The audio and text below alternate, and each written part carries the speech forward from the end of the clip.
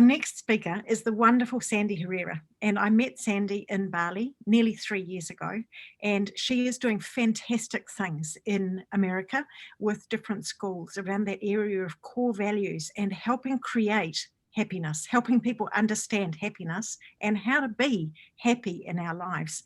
And so it's fantastic to be able to have her here today. Hi, Sandi. Hi, Cathy. I'm super excited to be here. Thank you so much for inviting me. You're very, very welcome. It's my pleasure and privilege to have you here among us. Now, the first question that I'm asking absolutely everyone is, what do you see are the challenges in the education system? Oh my goodness. Where do we start, right?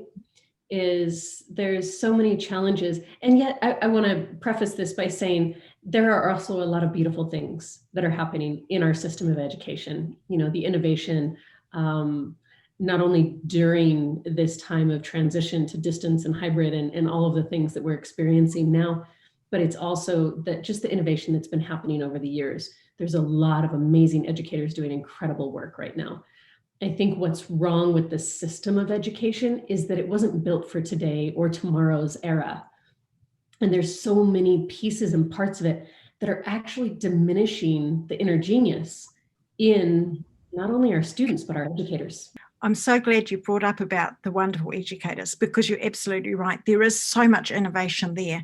And I see so many people trying to work so hard to sort of tweak different areas of the education system. So it's great that you've acknowledged that. What else do you see the challenges? Yeah, so one of the biggest challenges is that the current system of education and the way that things are done globally, and definitely here where I live in the US, is that the structure was not built for today's era, and it definitely wasn't built for tomorrow. It wasn't built for 22nd century learning either. And so when we look at the evolution and what needs to change, we need to start bringing the human back in, because in education, we're in the people business. We're not in the data business. We're not in the structure business, and we're in the people business. This is about humans, and it's really about igniting the inner genius, not only in our children, but in our educators. And I think we miss the boat when we're looking at the system, because we're looking for the data to prove things. And data is very useful, but to connect as humans first. I think that's one of the biggest things that we're missing in education right now. Yeah, because data doesn't ignite passion. Data doesn't ignite energy. What it does is it gives you information in order to be able to make decisions, but it doesn't, ignite that fire, that potential that is in both our educators and in our children. So yeah, really, really good point. So that brings me to my next question, which is, what do you wish that you had learned at school? I wish that I had learned what my natural brain-wired strength was. I wish I had learned that my brain works this way, and so this is a path for me to actually accomplish the things I need to accomplish through my zone of genius, not trying to be all things to all people, but truly just celebrating who I am. Not learning that until I was 30 years old, I think created a lot of struggle and created a lot of unnecessary roller coasters in my life. And yet I learned a lot from them. I am where I am now, so I'm grateful for the lessons along the way. But I wish that I could have shortened that learning curve by truly just being celebrated for how my brain works and knowing that everyone learns different. Everyone thrives differently. Everyone processes information differently versus the one size fits all. Do it this way, sit down, keep your hands together, sit still, pay attention. Yeah, and that's what I'm seeing from many different people talking, is that in school, when you have a narrow curriculum or narrow areas of focus, that we find those limitations on us because we haven't done particularly well in that, and do some more work in that particular area, do some more work in that. So it's this constant focus on what you're needing to do better, please do better, please see me, etc., rather than being able to go, okay, who are you and what do you want to grow, and what is your genius to bring to the world, if you like. And it's so much really the more that I learn about neuroscience and positive psychology and the science of happiness is that all of that quote unquote programming as we're growing up is telling our unconscious mind that we're not enough, that we're not enough. And so then what do we do as adults? And a lot of the educators that I get to work with now, we break out the proverbial bat and go, not enough, not enough, not enough, not enough. Whether it's I'm not doing enough or I'm not capable enough, or it's all rooted in shame of what we're not doing instead of focusing on what does come natural to us and what we can do and what we get to be celebrated for in this life. You're so right. So Sandi, tell us about what you're doing right now with the different groups that you're working with and what you're working towards. I'm so grateful to be doing the work that I get to do in this life. And it is in part to some amazing mentors that I've had the good fortune of connecting with throughout my journey. And one of them, as you know, is Roger Hamilton, the founder of the Genius Group. And I met Roger about 15 years ago and learned about the wealth dynamics and talent dynamics assessment, and found out that I was a creator profile, and gave me the opportunity to really shine my light and be the unique, amazing genius that I am, and learn to celebrate that in others and really seek that out. And another one is the late Tony Hsieh, the former CEO of Zappos. And Tony and I met and became friends back in 2008. And so I had the good fortune of getting to know him personally and spending some wonderful times with him. And when he launched his book, Delivering Happiness, into a company to teach other companies how to use happiness as a business model, I reached out and said, hey, I love what you're doing. Happy to volunteer, whatever you need. And 3 months later, I was running internal culture and internal operations. And I got the fun title of Culture Ops Diva. And so we had a lot of good adventures at Delivering Happiness with all of the ways that we were trying to spread happiness in the world and transform corporate culture. And during that time, schools were reaching out and saying, we want to be happy like Zappos too. Can you help us implement some of the strategies from the book? And professors reaching out and saying, can you help write curriculum for the book? So I was volunteering my time based upon my passion for education that really started from a mommy fire in me from when my son had an unfortunate experience between one kindergarten and another at 5 and 6 years old, that really was because he didn't fit into a box. He wasn't celebrated, and it had everything to do with the culture of the school, nothing to do with academics. And so it started this fire like no child should ever have to feel that. And so when I got the opportunity to volunteer and work with schools when I was with Delivering Happiness, it was a natural fit for me to share what we were teaching companies and start making it relevant. And my initial path was thinking, oh, well, I can do this. This is for the kids. And realized through my work was I love working with educators. I love working with the adults and the staff at our schools. They are the most passionate, purpose-driven, amazing group of humans on the planet that are so underserved when it comes to the big picture strategies and things that work in corporations around the world to create positive, sustainable, comprehensive, happy workplaces. And so to have the opportunity to share that wisdom with them and to grow my work with Tony and Jen Lim, the CEO of Delivering Happiness, with their full blessing and support, they pushed me out of the nest and said, Sandi, you're passionate about this work, go build it. So I got to leave Delivering Happiness with their loving blessing in 2013, in January of 2013. And I started coaching schools to create positive workplaces. And I now am partners with Genius School Global and Roger Hamilton and Angie Steed. And we are running global programs to make a difference for children and creating a whole education revolution around child-centered personalized learning pathways. So both worlds, it's all about school and it's all about the adults and how we can create that ripple effect for kiddos. Isn't it interesting how you said that it was your mum's heart that created this, that fostered that, because it's been exactly the same in my journey as well.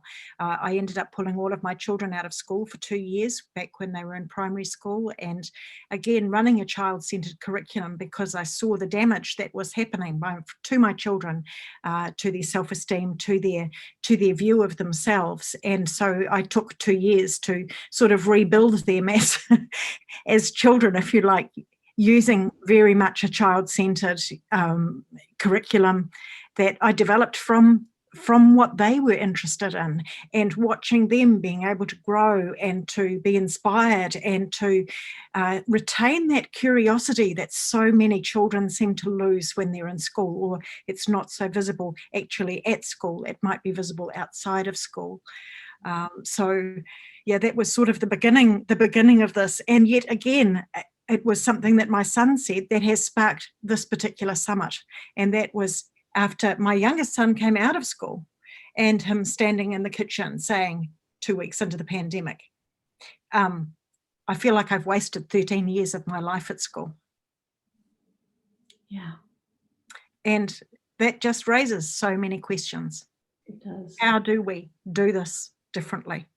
Because so many people are tweaking, and how can we do education differently so that we end up with these children that are coming through school and coming out into adulthood at the other side, who they are, equipped for the world, rather than coming through and then going, okay, now what do I need to know and what do I need to do? Yeah. Right. Absolutely. And so I'm grateful to be on this path. And as Andrew Steed said to me earlier, one of the co-founders of Genius School, we're standing on the shoulders of giants, and super grateful to those mentors and those that have come before to pave the pathway for us to be able to do this right now, for us to be able to be communicating from across the world and be able to see each other, and for you to be able to put this summit together to revolutionize education. It wouldn't happen had we not been going through the blood, sweat, and tears all the way through. Not that we're done, we've still got more work to do, but it's going to take all of us together. And that's really the mission that I'm on, is to curate a community of 1 million conscious educators around the world, because we're going to be the ones who actually make the change. It's not going to be the systems or the governments. We as educators are going to be the ones to do it. Great. Okay. So you've picked up a key point in there already, which is one of the things that you've done is you've found mentors and you've connected with them. They're mentors that are working in the area that you're interested in, passionate about. And that is something that every single person can do, isn't it? No matter what age they are, it's identify the people that they're going like, I want to learn from you. And so that's a really cool start, isn't it? Exactly. Yeah. Exactly. Okay, so tell us about the science of happiness, which is one of the things that you've created as part of your journey. It's been such a fascinating journey to study the science of happiness. There's so many thought leaders that have put together different pillars. And what I did is I took all of their work, including Tony Hsieh's work, and put it all together in an infographic and put it into what is more simple for me to process, and hopefully it helps others as well. It's one of the foundational pieces that I use when I'm assessing where a school is at, is I have the individual leadership teams take a look at these pillars, these 5 pillars, and rate themselves as individuals, and then rate the different departments or groups within their school on where they feel like they're at on a scale of 1 to 5. And it's an anecdotal, just, let's just gut check where we're at. But it really gives you an opportunity to look into, okay, well, what does happiness mean? And I'm not talking about the rock star style of happiness that you get like if you're at a concert. I'm talking about the sustainable well-being and joy. Talking about, what does it mean to be happy? Like, how do we do that? Because happiness sometimes can just be contentment. It doesn't have to be this big over the top thing. And so when we look at it through our individual lenses and we look at these 5 pillars, which I'll share my screen and share here in just a second, it just gives you a roadmap. it gives you the ability to look at, not from the perspective of, oh, I'm not where I want to be, but from, oh my gosh, I now have the information to go, okay, this is where I want to celebrate. I'm really doing this one really well. And this is where I actually want to make some improvements. And I always tell everyone, just pick one pillar, one action, and then create a habit around that one action in a way that serves you as a human. And same thing for your teams. If you're actually working with a team, pick one pillar and one action. And I like to have people look at it through the lenses, which one would you choose if you know it could be a domino effect for the others? And so if I could, Cathy, share my screen, if that's okay.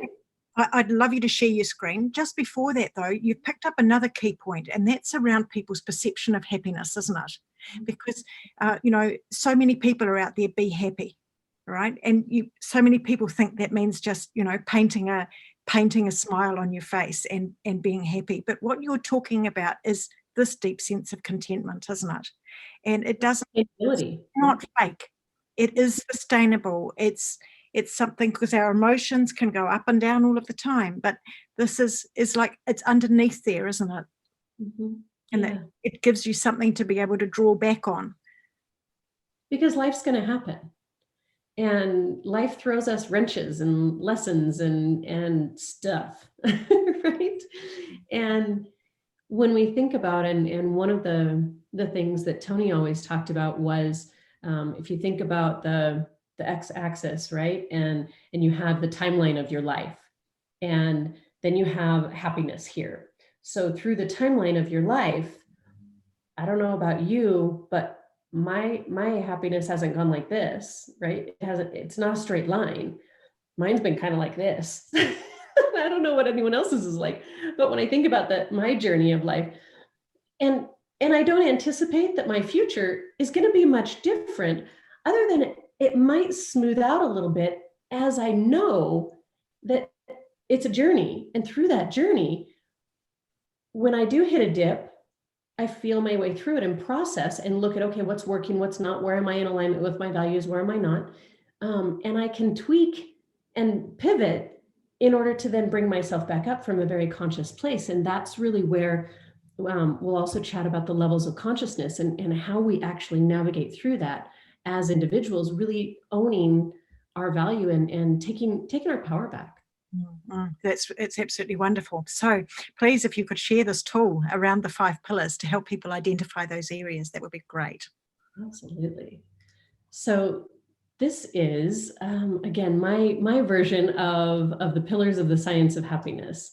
This is a combination of several different thought leaders' work. This is not just my brain. This is about so many people that have spent so much time and effort into this. I just wanted to put it in a really simple way to process for us that don't want to do decades of research on the science of happiness. We just want to understand how to implement it for ourselves, right? So, a little selfish side of me, but I want to share it. So, when I look at these 5 pillars, do you need me to zoom in a little bit so it can be a little bit bigger? A little bit bigger? Yeah, let's do that. Let's actually make this a little bit bigger so that everyone can see. And I'll go through them as well. But when we think about these 5 pillars, purpose and meaning, positivity, connectedness, engagement, and sense of progress, there's the definitions below each one of really what goes into it and the components that it takes to really amplify that pillar, for lack of a better way of saying it. And it's not linear either. We're kind of messy as human beings, right? We have emotions, we have feelings, we have experiences, we have other people in our lives, we've got all the things, right? So when we look at these pillars, it's a matter of just taking a gut check. And whether you do this once a week, once a month, once a quarter, once a year, it's completely up to you. Does it work for you or does it not? Take what works for you, leave what doesn't, and the rest will come back to you when it's meant to. So when we think about purpose and meaning, if we all just kind of take a mental note or write down somewhere on a scale of 1 to 5, 1, not so happy with how that's working. A 5, I love it. I'm rocking that area. Like I'm doing really good. And there is such a thing as a 5. Those of us that feel like there's always room for growth, yes, the growth is in maintaining the 5, but you can be a 5. So don't hold back. If you're doing a 5, celebrate it. So on purpose and meaning, this is something in the world of education, especially for educators, that being a part of something bigger than yourself, you're like, yep, check that box, part of something bigger than myself. I was put on this planet. My higher purpose is to inspire and influence children. And if I weren't working in my current role, I would find a way to inspire and influence children somehow, some way. That's usually what I hear from most educators. So they're like, oh, really good in purpose and meaning when it comes to my own happiness. But the other piece of this is really being connected to a clear vision and knowing your role.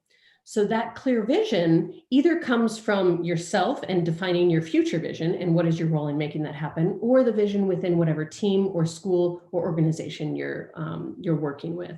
So really, really key to be connected to that vision and make sure that everyone's rowing in the same direction and you know what your role is. So there's a famous quote out there that speaks to way back when in the US, we were trying to get a man on the moon, right? And someone walked up to the janitor and said, what's your job here? And he said, to get a man on the moon. And so when we know our role and the vision is clear, no matter what our role is, no matter how big or how small, that it's all pointed to that North Star, it really allows us to feel that sense of higher purpose and being connected to something bigger than ourselves. So it definitely is connected in deep layers there. The next one is positivity. And this, again, is not just about focusing on pleasure and joy, because that's awesome too, right? But sometimes we don't feel like it. So that's when it's about maximizing the positive in speaking, thinking, and feeling. So looking at what am I feeling right now and how do I shift it to be what I need right now, which connects to your self-acceptance and self-trust. Because if I have self-acceptance and I know that I'm enough and I know that I'm worthy of exactly, everything that I desire in life, and I know that I trust myself, and a lot of my work, I connect to Brené Brown and the Anatomy of Trust. She's an amazing thought leader out of the University of Houston. And I love how she breaks down trust and what it means to not only have self-trust, but team trust, but knowing that trust connects into your positivity and in how you're able to maximize your speaking, thinking, and feeling in a positive fashion, not from I'm just the eternal optimist and, I have rose-colored glasses. That's not what it's about. It's about what are you focused on and how are you creating this mental toughness around positivity for yourself so that you're actually choosing what brings you that pleasure and joy. Then the next one is connectedness. And it's positive, trusting relationships. So there's that word trust again. When we think about happiness and we think about our overall well-being and joy, trust is a really critical component to it. And because it connects to our Maslow's hierarchy of safety, right? That's that foundation. And also sense of belonging. So connectedness is really about some of our basic human needs, is to feel safe and to feel that sense of belonging. And that number and depth of relationships really plays into that as well. Some people are more introverted, so they may have fewer, but they may be really deep relationships. Others may have a lot of friends and have the perfect amount of depth with those relationships that makes them happy because they do feel connected. It's not one size fits all. It's does it work for you or does it not? And then engagement. So this is where it's that sense of control and autonomy. Do I have control over my environment and can I do things the way that I see that they need to be done? Can I have that autonomy? And knowing how and when you'll be able to accomplish something. So this is really about owning your power. And are you engaged in what you're doing? Are you engaged in it in a way where you feel empowered, right? You feel that you actually are in that state of flow, that deep, effortless involvement. And I say at least 50% of the time that comes from Roger Hamilton's work, because that's where the magic starts to happen. When you recognize when you're in flow, or as in sports, they say in the zone, or out of the zone or out of flow, start to notice what's working and what's not and adjust accordingly, because it's that 50% mark where you start to feel the difference. And we live in the real world. It's not about being in flow 100% of the time, because sometimes you got to take out the trash. And I don't know anyone that loves taking out the trash. So what is that sense of engagement for you on a regular basis? And just, this is a moment in time. And again, you can do this 1 to 5 scale for yourself at any point in time. And then the next one is sense of progress. Are you feeling like you're accomplishing things, that you're advancing towards a goal or something meaningful? It's not like, oh, I'm advancing towards the goal. It could be of finishing my dinner, finishing my cup of tea, finishing, my cup of tea, right? Is that, am I advancing towards that in a way where it's meaningful? Because finishing my cup of tea may actually feel meaningful if I do it from a mindful place. If it's to actually slow down my world and take 5 to 10 minutes and just savor it, I'm feeling a sense of progress if I actually gave myself the gift of savoring that. So it doesn't have to be that you're advancing towards these big goals, like I'm going to, my BHAG, I'm going to impact 1 million educators on this planet and bring us all together in a conscious educator community. Yes, that's one of them. But it's also that sense of accomplishment of, oh, I took 5 minutes for myself. I'm so proud of myself. And that really helps our sense of overall happiness. And that leads to our personal growth and environmental mastery. So there's a lot of details in there that give you just the nuggets of wisdom to take your power back when it comes to happiness. Mm-hmm. And using that as a tool and being able to look at each of those 5 areas, I can see how, if we keep coming back into that it gives us the ability to sort of stop and think, doesn't it? And anybody can do that. Mm-hmm. Yeah, absolutely. Absolutely. And when we think about and it flows into the other infographic that I'd like to share briefly, is the levels of consciousness. And this is, again, from several different thought leaders who study consciousness. And Roger Hamilton talks about the wealth lighthouse spectrum and how we evolve as entrepreneurs or edupreneurs. And then there's other leadership levels of consciousness and all of that. And again, I love to study other people's work and then synthesize it in a usable format. So this is a way where it's really about, where are you, not only when it comes to happiness, but when it comes to where is your level of consciousness the majority of the time, not 100% of the time, because we all have stuff happen. But it's from the perspective of, when you get knocked down, so to speak, how do you come back up? Mm-hmm. And what does that look like? And so I wanted to do this in the form of a tree, because we're always growing. We're always evolving. This is about an evolution. It's not about a one size fits all or 100% of the time in any given rung of the tree. There's not rungs on a tree, branches of the tree. But really thinking about this as we actually grow through these levels at any given time. So if I spend the majority of my time, for example, here in a values aligned, inspirational leader, like very trusting, authentic, passionate, interdependent place, if that's really where I spend the majority of my time, and then all of a sudden something happens. For example, I got a really disturbing text a few months ago. I was walking on the beach with a friend. All of a sudden I get this text that threw me down into this fear place. And I immediately am in reaction mode.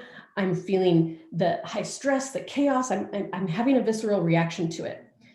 And it was in that moment where I'm feeling the struggle and the anxiety. And then I immediately go into the orange level, where I'm in blame, and I'm wanting to get upset, right? I'm defensive, and it's all about my ego. And I'm in this place, and my friend says, "You'll figure it out." And I'm an ego. So now I want to point at her, and it's like, no, that's not what. But thankfully I had the presence of mind to go, I'm going to need a minute. And so now I'm going to need a minute means I need to go into self-reliance. I need to go into my silo. I need to take my power back. I need to figure out how to get myself recentered. So then my friend was able to reach out and go, "Hey, how you doing?" Now I'm able to hear her from a teamwork perspective, from okay, now what do I want to do with this information? Now my executive functioning has come back in. So this infographic is usable in so many ways, where you can actually see that our brains are wired this way, that we actually do this whenever we get triggered by something. but it's also about where are we growing and where are we evolving our own leadership of our own lives as well as within our teams. And usually as a leader, if, for example, I have a lot of principals that I work with of schools that live in this teamwork and growth mindset, and really influential leaders where they're trying to transformationally develop things, and innovative growth culture is kind of where they live. The majority of their staff ends up being in this conforming compliance place where it's like, okay, boss, just tell me what to do. This doesn't serve overall growth. But if you focus as a leader on really growing to your own values aligned place, or ultimately this mentor leadership, where it's about community and collaboration and all of that, then your team kind of naturally grows behind you. And this is about human behavior. This is about our natural evolution as human beings, and knowing that we're all human, and it's okay if you end up in fear or if that's where you are. I remember times in my life when I've actually lived in red and orange the majority of my days. And I felt it, and I felt the heaviness, and I felt all of that. And it wasn't without using the pillars of the science of happiness to articulate what was missing for me, to then be able to evolve through this and grow into the different levels of consciousness. And I can see this happening in so many different ways. You know, the post comes up on social media and you're instantly down there, and being able to recognize where you're at, as you've just described, and be able to say, I need a moment. Part of that taking the moment was recognizing that you are enough, that you are not a bad person, that you are, you know, and it's so easy to stay in that, to have that external view and to adopt that in ourselves, isn't it? Rather than being able to go, no, I am enough. I have these skills. Yeah. I have this passion. I have this drive. This is what I'm doing. And so being able to create that self-identity, and being happy with that and happy with who you are. Self-acceptance and self-trust. Absolutely. And you know, these are the roadmaps, these are the frameworks. It's about each of us owning who we show up as. And I talk about culture is the collective capacity of who everyone shows up as. There's no culture in an empty building. So when we show up and really are working as individuals to live in alignment with our core values, and we actually operate knowing how to use the science of happiness and the levels of consciousness to adjust along this crazy journey of life, then it's empowering. We actually get to own our life. We get to design it with intention. And like I like to say, you know, we get to create our culture on purpose, and we get to live our life on purpose. And it's really up to each of us to go through that journey in a way that serves us. It's not good, bad, right, or wrong. No one's ahead or behind. We're all in this together. We're all students. We're all teachers. And the cool part is we get to do this journey together and revolutionize education by teaching these skills and knowing that you're all unique, amazing humans, and you get to celebrate that brilliance and that uniqueness every day. And I'm so grateful to be a part of it. Yeah, I would love to see that levels of consciousness and those 5 pillars of happiness in every single school in the world, and to have those things as being the core tools, if you like, of education. So thank you so much for sharing that with us today, Sandi. That was amazing, and particularly the way that you were able to give real examples of how it's able to be used. So I hope that that's of value to people. And if you want to know more, being able to contact Sandi and find out more about what she can do and what she is doing and how to get in touch with her. So thank you so much for sharing. Thank you, Cathy. My pleasure.